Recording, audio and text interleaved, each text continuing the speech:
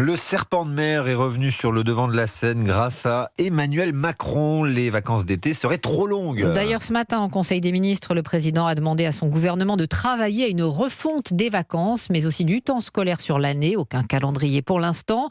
Autre changement envisagé, la réforme du bac qui vide les classes de terminale dès le mois d'avril. D'ici septembre, des solutions seront présentées. Plusieurs options sont sur la table. Louise Salé.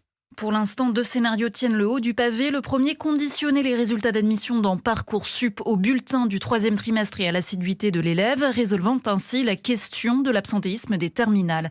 Mais cela chamboulerait le calendrier de la plateforme qui doit livrer ses réponses définitives dès le 1er juin.